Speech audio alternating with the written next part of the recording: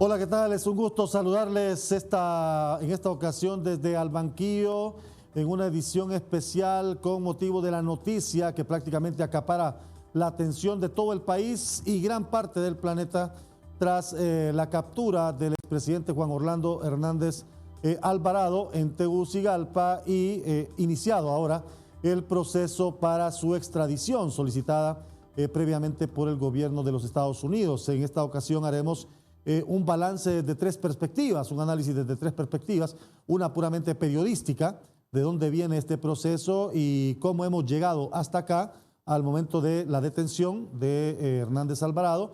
Posteriormente hablaremos un poco sobre los escenarios jurídicos con los que podrá de repente negociar o encontrarse de cara a su extradición, a su posible extradición, el exmandatario hondureño, y concluiremos con un análisis práctico.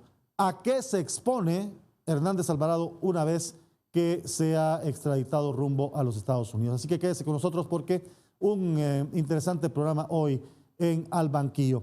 Iniciamos haciendo un balance periodístico de este caso, muy mediático por cierto, y adquiere matices todavía de mayor mediatez, luego de la detención de don Juan Antonio Hernández Alvarado, hermano del expresidente hondureño, y sus nexos con algunos extraditados hondureños en el tema de narcotráfico. Está conmigo en esta primera parte del programa el colega periodista internacional Jeff Ernst.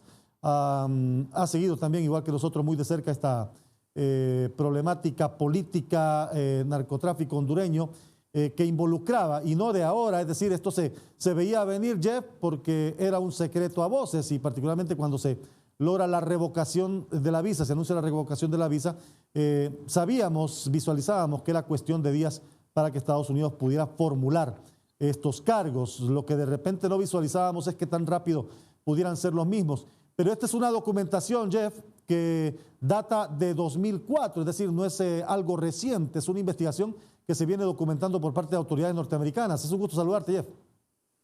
Bueno, realmente la investigación de la DEA sobre el narcotráfico en Honduras comienza en 2008, cuando empezaron a llegar los aviones masivamente desde Venezuela, y eso llamó la atención de la DEA, ¿verdad? Y desde entonces han ido desarrollando una investigación de los narcos, y también queda claro los políticos que se han asociado con ellos. En el caso de Juan Orlando Hernández, sabemos que él se hizo un blanco de la DEA en alrededor de 2013, y obviamente eso es cuando fue elegido presidente, y durante ese tiempo de su campaña, según acusaciones, recibió pues millones de dólares en dinero ilícito como aportaciones a su campaña de narcotraficantes como Chapo Guzmán, como Alexander Ardón y otros. Entonces, la investigación no empezó en 2004, sino que los hechos daten desde 2004. Hoy leíamos el documento que envió la Embajada Norteamericana a la Cancillería y que fue remitido a la Corte Suprema de Justicia y también a la Secretaría de Seguridad, y mostraba esas conexiones.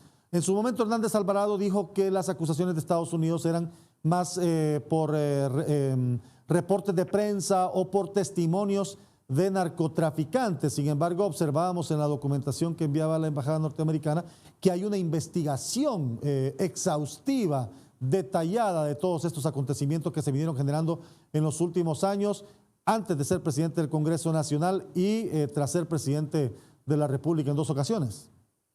Bueno, y de mi punto de vista, ese documento no contiene toda la evidencia, claro, que pueden tener en su contra. Es un resumen, y un resumen muy corto más bien. Nosotros sabemos públicamente ya muchas otras alegaciones relacionadas a sobornos y otras acciones supuestamente tomadas por el expresidente Hernández. Y ahí en ese documento también se refiere a dos cosas que son importantes. Uno es el contador que dio su testimonio en el caso de Giovanni Fuentes, que él habló de cómo él había presenciado una reunión entre el narcotraficante Giovanni Fuentes y el expresidente Juan Orlando Hernández, cuando supuestamente se pagó un soborno de $25,000 y se acordó a ceder acceso a su laboratorio de cocaína. Entonces, esa persona, ese testigo, no es ningún delincuente, no es un narcotraficante, es una persona normal, un ciudadano que no ha cometido ningún delito. Entonces, el testimonio que él puede dar es un testimonio fuerte. Vimos en el caso de Giovanni Fuentes que solo llamaron un par de testigos y aún así lograron una condena. Segundo, también mencionaron las famosas narcolibretas del ahora fallecido narcotraficante Magdaleno Mesa, también conocido como Nery Orlando López Sanabria. Y en esas narcolibretas, tal como apareció Tony Hernández, aparecen los iniciales de Juan Orlando, como todo el mundo en Honduras lo conoce, Ho. Varias veces hay pagos relacionados con esa persona, Ho, identificado con Ho. Creo que son entre $35,000 y $135,000 por ahí, cada pago. Entonces, la fiscalía está alegando que esos iniciales representan Juan Orlando. Entonces, eso es un tipo de evidencia potencialmente física también. ¿Percibes igual que yo que este podría ser un efecto dominó? Es decir, que con el inicio de este proceso de extradición a Juan Orlando Hernández puedan venir otros políticos, otros militares, funcionarios electorales de los que habla el documento, que también puedan pasar por este tramo de la justicia norteamericana? Yo creo que sí, es muy probable que hayan otras personas que sean requeridos por los Estados Unidos relacionados a esta misma conspiración. Vimos lo mismo en el caso de Tony Hernández, cuando lo agarraron a él, hasta después anunciaron las acusaciones formales contra los co-conspiradores Alexander Ardón y el alias cubeta Mario José Calix Hernández, quien es prófugo todavía. Y luego en el juicio vimos que Alexander Ardón se convirtió en uno de los testigos más claves contra Tony Hernández y podemos ver una situación parecida en este caso. Excelente. ¿Imaginaste que era tan rápido el proceso, que iba a darse tan rápido, luego de la revocación de la visa, a iniciarse la extradición, la solicitud? Yo estaba seguro que no íbamos a llegar a marzo sin que eso pasara, porque realmente hubieran corrido un riesgo con cada día que pasaba, un riesgo de que en Honduras le presenten alguna acusación que pueda impedir su extradición. Con el tiempo que pasa, también la fiscalía puede ver su caso debilitado, porque hay narcos que podrían ser llamados hoy para dar un testimonio contra Juan Orlando Hernández, que van a salir de la cárcel en un par de años, por ejemplo, y estos procesos son largos. Entonces, no podían dejarlo pasar mucho tiempo. Jeff, es un gusto saludarte y gracias por darnos tu visión periodística de este caso. Muchas gracias por la invitación. Gracias al colega Jeff Ernst, con quien hemos hecho así un rápido balance desde la perspectiva periodística de lo que es este caso sonado de Juan Orlando Hernández Alvarado. Vamos a la pausa, pero cuando regresemos aquí en Al Banquillo, analizamos escenarios jurídicos desde la perspectiva del derecho internacional. Está con nosotros el abogado Rodolfo Dumas. Volvemos aquí en Al Banquillo.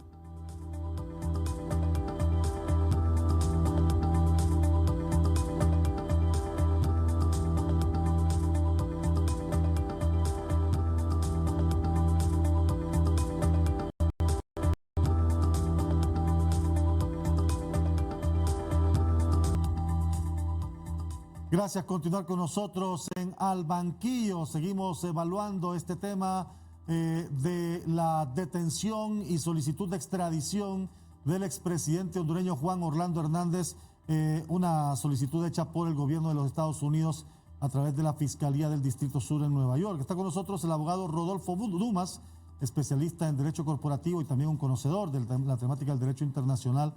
Abogado Dumas, es un gusto saludarlo, como siempre.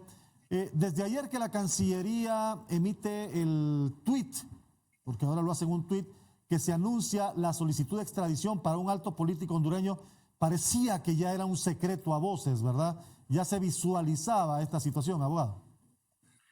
Buenas noches, absolutamente esa era la impresión de todo el mundo, que se trataba de un alto funcionario del Estado y ciertamente el que más ha sido mencionado, en los juicios allá en el Distrito Sur de Nueva York es precisamente el expresidente Hernández. Así que en realidad no es una mayor sorpresa pues estar en esta etapa donde él ya ha sido capturado a petición del gobierno de los Estados Unidos y específicamente de la Fiscalía, que le imputa desde hace mucho tiempo una cantidad enorme de delitos. Quiero decirle que en lo personal, para mí, como hondureño, como abogado, como parte de la generación del mismo señor Hernández, este es un hecho absolutamente trágico. Esta noticia, imagínense usted, ha trascendido por todos los medios del mundo y viene a lacerar aún más la imagen del país, que está luchando ahorita precisamente por superar enormes índices de pobreza, desigualdad y en condiciones complicadísimas en medio de una pandemia. Tengo algunas consultas que son muy puntuales y que usted me puede ayudar también a ilustrar a nuestros televidentes sobre esto. ¿No previó Juan Orlando Hernández que le venía esto? En el sentido de que acercarse él al gobierno de Estados Unidos en lugar de que vinieran a buscarlo, ¿cree que no lo previó? Es posible que lo haya previsto, licenciado Romero, pero si hay algo que ha caracterizado a los funcionarios del gobierno anterior es la soberbia. Es decir, ellos creían que la justicia nunca los iba a alcanzar y es un error terrible porque la justicia americana tiene un brazo larguísimo y va a llegar no solo al señor Juan Orlando Hernández, falta muchísima gente. El invitado que me antecedió en el uso de la palabra precisamente señalaba o hablaba de un efecto dominó, y así es, viene un efecto dominó. Lógicamente ese efecto dominó no va a incluir solo funcionarios públicos, hay que ver que se van a incluir eventualmente otros personajes de la vida nacional y será un proceso sumamente traumático para el país. En el caso del expresidente Hernández, creo que él debió haber sido un poco más sensato con este tema, especialmente desde el momento en que se le incluyó en la lista Engels como actor corrupto dentro del Triángulo Norte. Ese debió haber sido el primer llamado de atención y en algún momento la semana pasada yo recuerdo que a algunos colegas suyos les comentábamos que sería prudente de parte de él buscar asesoría en aquel país porque lo que le venía iba a ser muy complicado y bueno, efectivamente ese día llegó, para mí en realidad un poco más rápido de lo que me esperaba, pero lógicamente, repito, ese anuncio de su inclusión como actor corrupto dentro de la lista Engel era el primer aviso. ¿Qué mensaje le envía al mundo estas imágenes que estamos viendo en pantalla en este momento? Justo el instante en donde se le pone las esposas en pies y manos. Muchos pensaban que lo iban a sacar en un vehículo, que no se le iba a poder ver. Sin embargo, lo sacan caminando de pies y manos, siguiendo el mismo proceso que se ha hecho con otros extraditables, en ocasiones anteriores. Nadie, absolutamente nadie está por encima de la ley. Y quiero decirle una cosa, en este tema de la lucha contra el narcotráfico, el crimen organizado y sobre todo la lucha contra la corrupción y en el caso particular de los Estados Unidos es un tema de seguridad nacional. Las acciones que vienen ahorita en la lucha contra la corrupción van a ser contundentes. El país creo que tiene que superar porque precisamente es uno de sus mayores lastres, es decir, el mismo gobierno de Estados Unidos a través de sus funcionarios nos ha dicho, y aquí no ha pasado nada, que solo en el año 2021 se perdieron $3,000 millones producto de la corrupción. Entonces, este es el mensaje, es claro, es un mensaje contundente, nadie está por encima de la ley y repito, las acciones que vendrán en un futuro no tan lejano, bueno, van a causar un poco de trauma en el país, pero como le decía anoche a su colega Edgardo Melgar, es una cosa para la cual el ciudadano hondureño tendrá que irse acostumbrando. Es decir, vienen muchos procesos más como este, entonces probablemente este sea el de más alto perfil, pero ciertamente vendrán más acciones en contra del crimen organizado. Hoy le preguntaba yo a uno de los abogados defensores del expresidente Hernández si conocía de alguna denuncia en el Ministerio Público. ¿Cuál debe ser en este momento la posición del Ministerio Público? Usted le pregunta a la mayoría de la ciudadanía y dice que el Ministerio Público no se involucre en esto, que no obstaculice este proceso. ¿Cuál debería ser en este momento la posición del Ministerio Público al margen de si hay o no denuncias contra el exmandatario? El Ministerio Público haría bien en seguir ese pedido de la ciudadanía, quedarse tranquilito ahí y seguir haciendo lo que han hecho durante los últimos años, es decir, nada.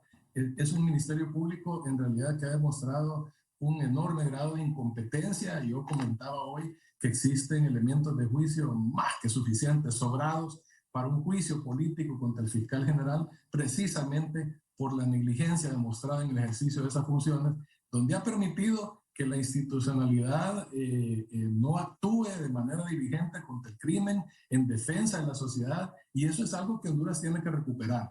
Recuerde usted que estamos empezando una nueva administración sobre la cual hay altísimas esperanzas, hay muchas esperanzas de que sea una administración distinta, pero no lo va a lograr cuando tiene usted un aparato de justicia disfuncional, y eso incluye, por supuesto, la Corte Suprema, que tendrá que hacer cambios de una manera pronta. Es decir, tenemos una justicia que no le ha respondido a la sociedad hondureña, entonces los cambios en realidad son urgentes.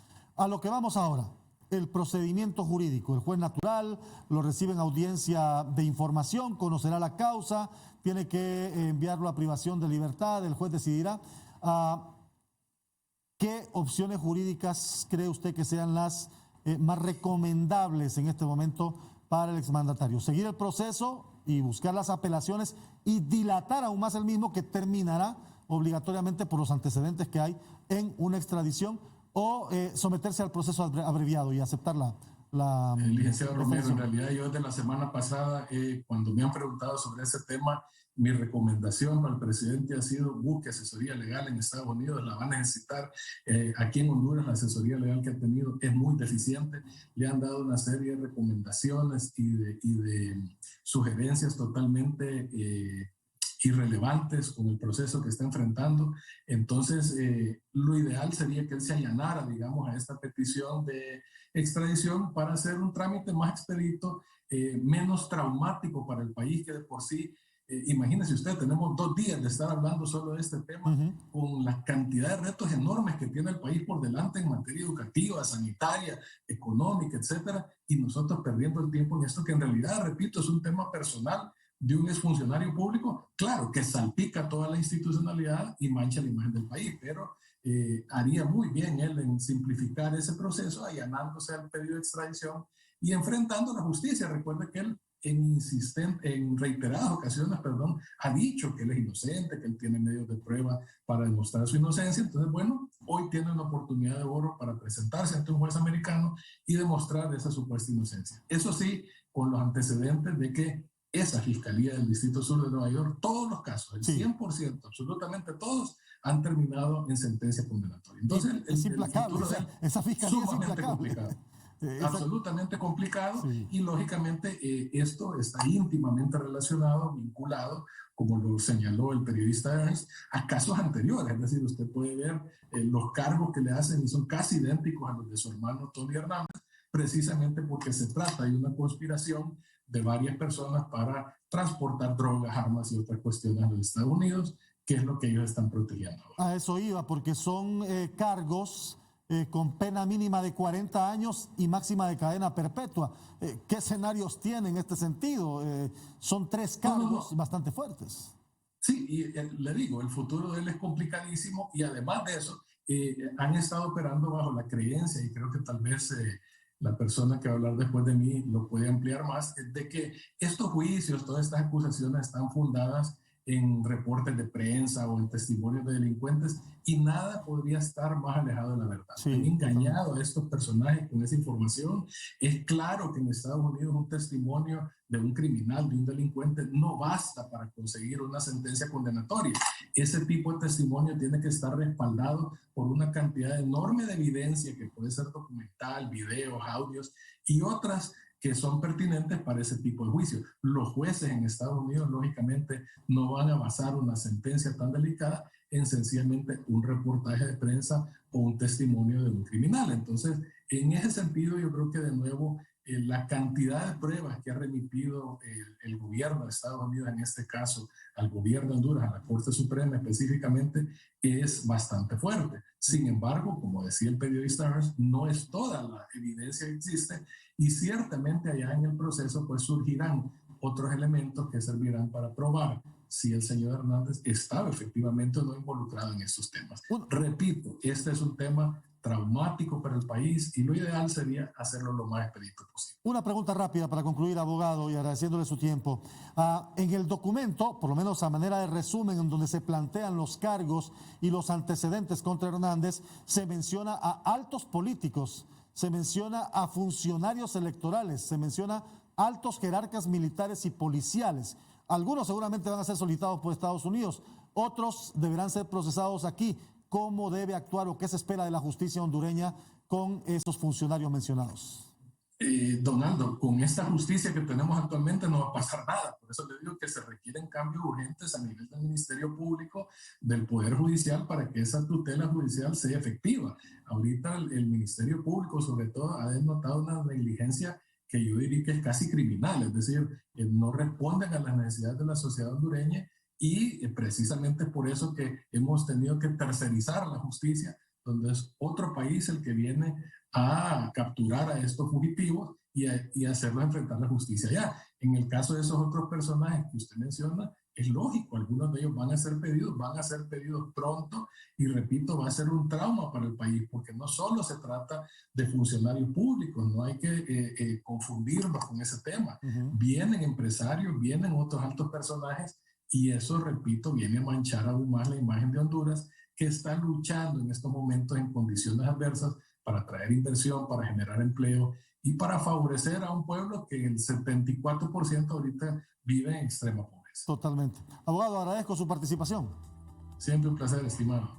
El abogado Rodolfo Dumas con nosotros aquí en Al Banquillo, los escenarios jurídicos internos y las implicaciones que tiene la detención y solicitud de extradición de Juan Orlando Hernández. Hablamos al volver qué se enfrenta o a qué se enfrenta Hernández Alvarado al momento de llegar a Estados Unidos. Está con nosotros don Mike Vigil, ex jefe de operaciones de la DEA, hablando sobre este caso. Volvemos aquí en Al Banquillo.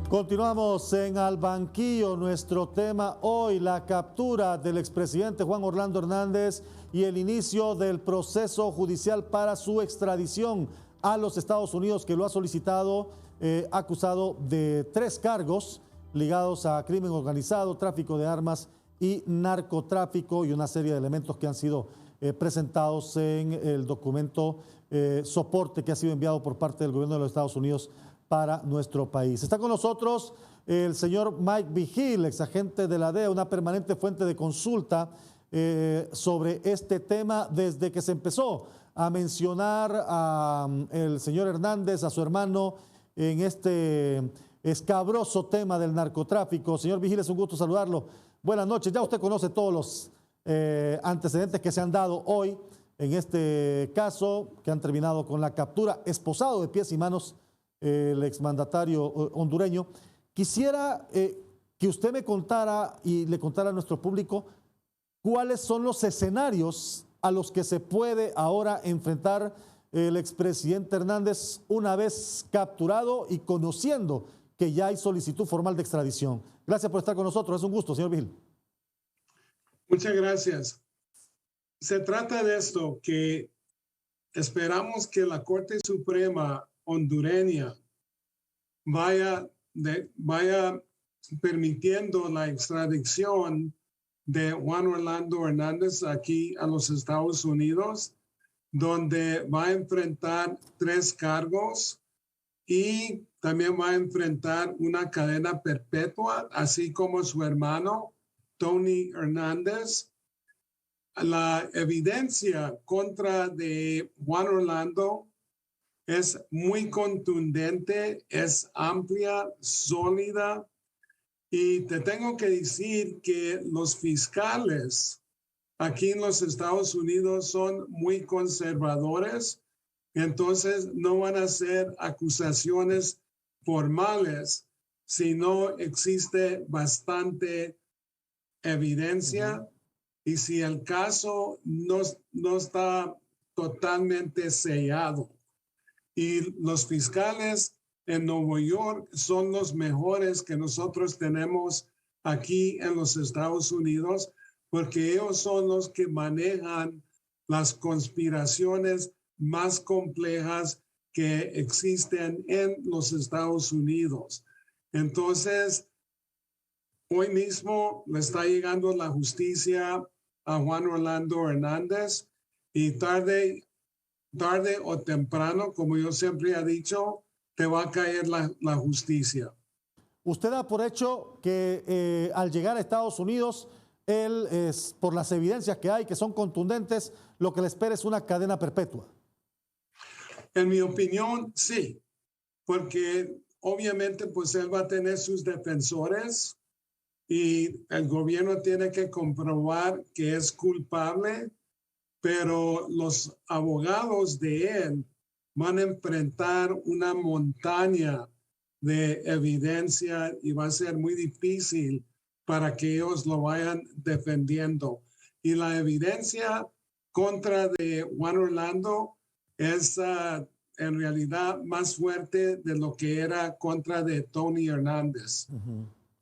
Partiendo del hecho de los antecedentes, que solicitud de extradición que ha llegado al país se ha autorizado de una o de otra manera, proceso abreviado o siguiendo el mismo, se han autorizado, partiendo del hecho de que en este caso debería ser igual. ¿Qué le espera a Hernández al llegar a suelo estadounidense?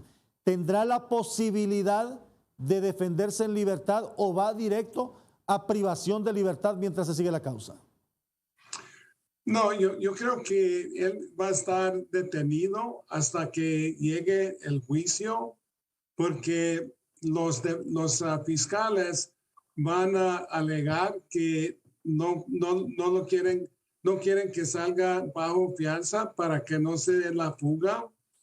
Han corrido los rumores en las semanas pasadas que posiblemente se iba a dar la fuga a Nicaragua. Y estar bajo la protección de Daniel Ortega. Tomamos en cuenta que hay 2 expresidentes de El Salvador que se fueron a Nicaragua para estar bajo la protección de Ortega. Entonces, si Juan Orlando llegara a hacer eso, entonces fuera muy difícil para que la justicia norteamericana lo capturara de nuevo.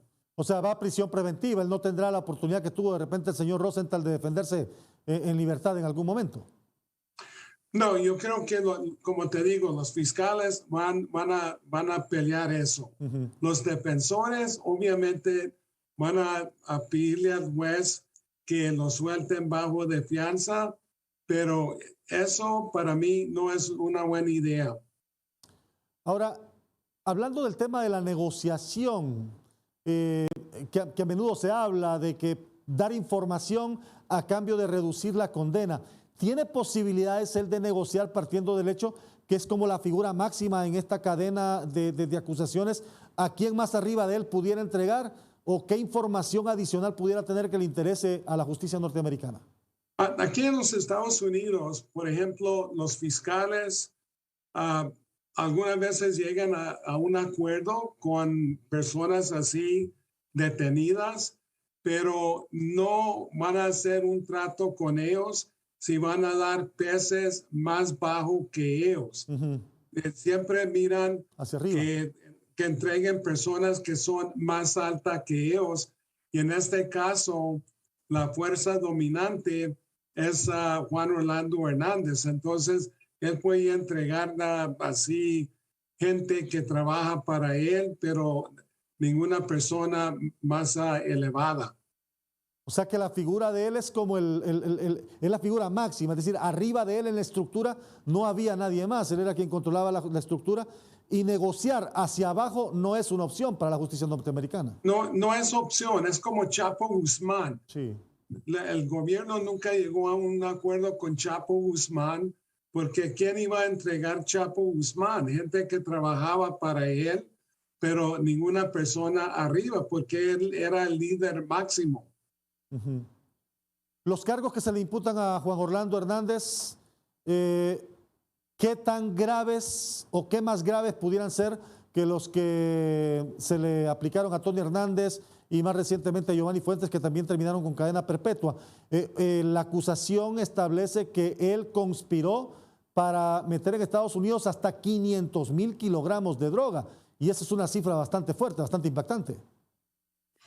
Es bastante. Por ejemplo, en el juicio de Tony Hernández, fue acusado que importó 185 toneladas de cocaína a los Estados Unidos. Entonces, ahora los cargos contra de Juan Orlando dice que en realidad casi doble la cantidad de cocaína que introdució aquí a los Estados Unidos. Y aparte de eso, la justicia americana siempre va a castigar a una persona que tiene un cargo público y abusa ese cargo público para la corrupción o el narcotráfico. En esta situación con Juan Orlando, ambas situaciones. Perfecto. Señor Vigil, permítame hacer una pausa y vamos a regresar en breve para seguir dialogando con usted. Estamos analizando estos escenarios, posibles escenarios a los que se puede someter o con los que se puede encontrar el expresidente Juan Orlando Hernández una vez en suelo estadounidense al concederse la extradición. Volvemos.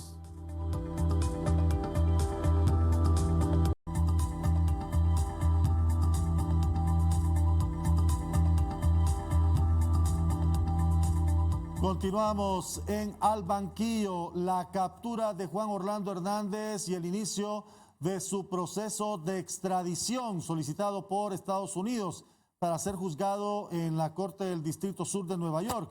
Dialogamos con el señor Mike Vigil, exagente de la DEA. En el segmento anterior, señor Vigil, dejábamos algo bien claro, es decir, cuando se habla de colaboración eficaz, usted tiene que entregar a alguien más arriba de usted. Y creo que las negociaciones que hicieron extraditables anteriores fue en esa línea. Juan Orlando Hernández no tiene esa posibilidad porque él era, de acuerdo a la acusación, la figura máxima en esta estructura. Exacto. Aquí en los Estados Unidos nunca llegamos a un trato con un criminal que nos va a entregar una persona menos que ellos en la infraestructura del crimen organizado. En este caso, Juan Orlando es el máximo líder, la persona, la fuerza que dominaba la corrupción y el narcotráfico en el país de Honduras. ¿Con quién lo compararía usted o a qué nivel de los capos de la droga podría estar de acuerdo a la acusación, a los señalamientos? Pues para mí, la comparación en realidad fuera un capo de uno de los carteles más grandes que tiene México. Por ejemplo, el cartel de Sinaloa, el cartel de Jalisco, Nueva Generación. Pero hay que tomar en cuenta que ellos operan en algunos estados, no por toda la República Mexicana. Al contrario, Juan Orlando operaba por todo Honduras. Entonces él tenía control de todo el país, tenía control de las fuerzas de seguridad, tenía control de mucho del Congreso, tenía control de mucha de la sistema jurídica. Entonces él funcionaba como un capo. ¿Usted cree que después de él Estados Unidos ejerza más acciones? En este caso, en la acusación se señala, al menos en la relación de hechos, se mencionan altos jerarcas militares, se mencionan jefes policiales, se mencionan altos políticos, incluso funcionarios electorales. ¿Cree usted que la justicia norteamericana va tras algunos personajes también en este sentido? Claro, porque estamos hablando de una conspiración muy grande, una conspiración que no nomás está centrada en Honduras, pero tiene tentáculos en otros países. Se ha hablado de un expresidente, se ha hablado de miembros de las fuerzas de seguridad.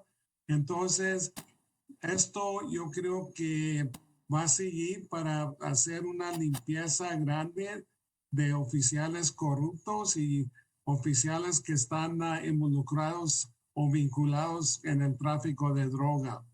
Acláreme si estoy equivocado o estoy en lo correcto, porque yo no había leído en acusaciones anteriores, particularmente la de Tony Hernández, que fue un sonado caso por el parentesco con Juan Orlando Hernández.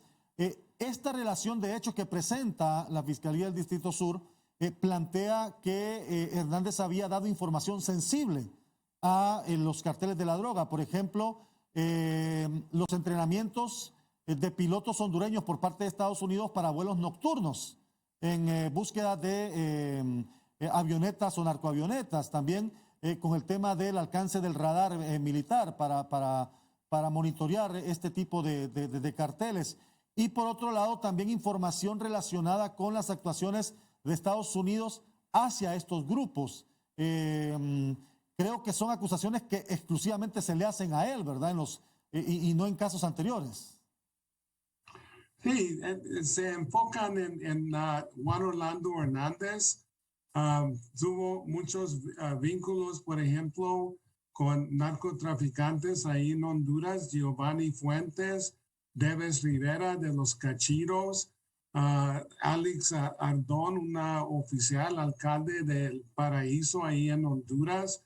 Entonces, él era la fuerza, como digo, dominante que jalaba todos los hilos de los narcotraficantes en Honduras que introducían cocaína de Colombia, la mandaban por Guatemala y luego a las manos de los carteles que entonces cruzaban la frontera a los Estados Unidos.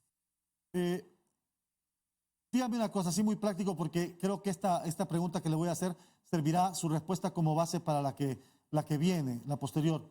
¿Cómo evalúa usted el sistema de justicia de Honduras, particularmente en este caso? ¿Qué perspectivas, qué visión tiene?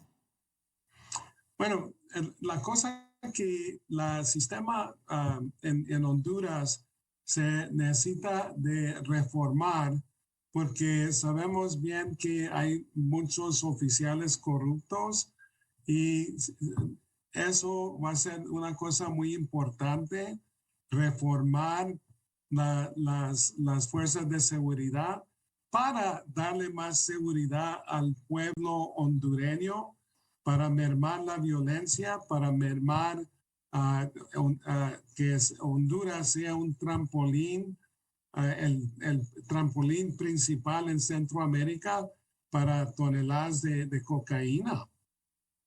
Partiendo de eso, ¿qué debería de hacer? ¿Cómo esperaría usted que actuara el Poder Judicial en este caso? Pues esperamos que hagan una decisión.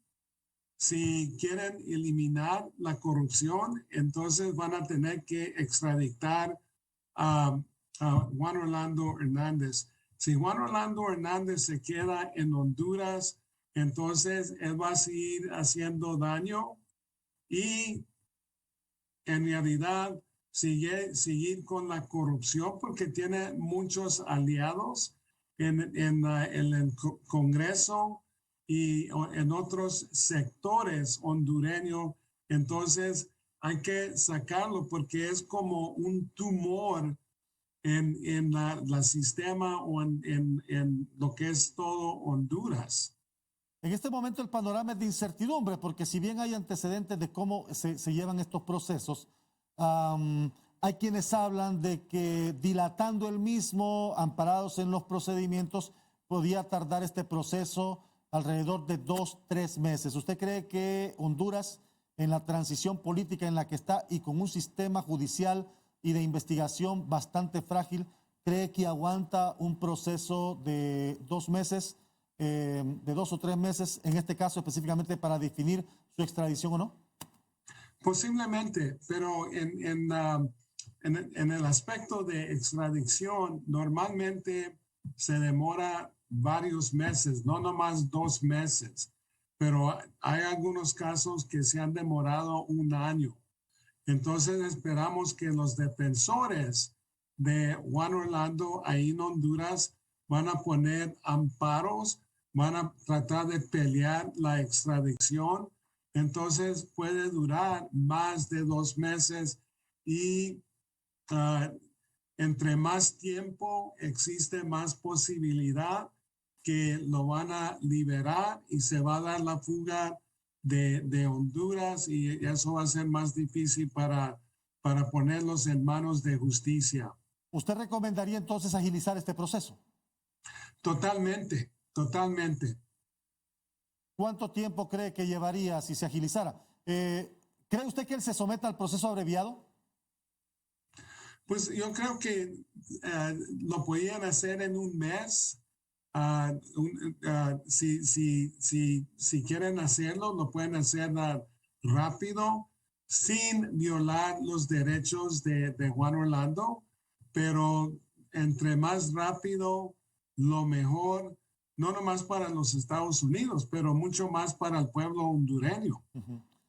Bueno, señor Vigil, agradezco de verdad sus aportes son significativos y son aportes que al final nos muestran cómo ha ido el proceso, ¿verdad? Y creo que es importante opiniones como la suya.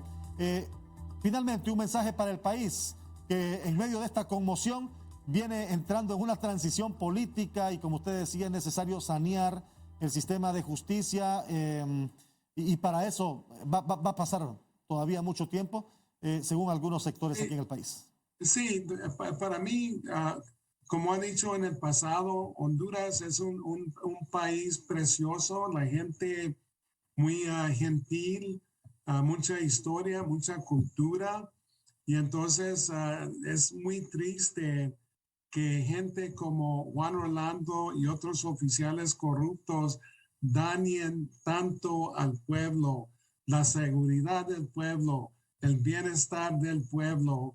Y ahora que está afuera Juan Orlando Hernández, yo creo que los Estados Unidos va a empezar a apoyar mucho al gobierno de Xiomara Castro para desarrollar las infraestructuras para el bienestar del pueblo hondureño. Muchas gracias, señor Vigil, por su participación. El placer es mío, siempre en la orden. Muchas gracias. Gracias a usted por su participación, el señor Mike Vigil, una permanente fuente de consulta en estos casos que se han venido ventilando en Estados Unidos, particularmente en la Corte del Distrito Sur, que, como decía bien también el abogado Dumas, es una corte implacable, ¿verdad? Es una corte implacable. En todo caso de narcotráfico que ahí se ha juzgado, particularmente contra hondureños, ha terminado en sentencia condenatoria. Las implicaciones luego de la captura del expresidente Juan Orlando Hernández y el inicio de su proceso para extradición a Estados Unidos hemos analizado hoy desde diferentes ópticas en Al Banquillo. Gracias por su sintonía. Hasta la próxima.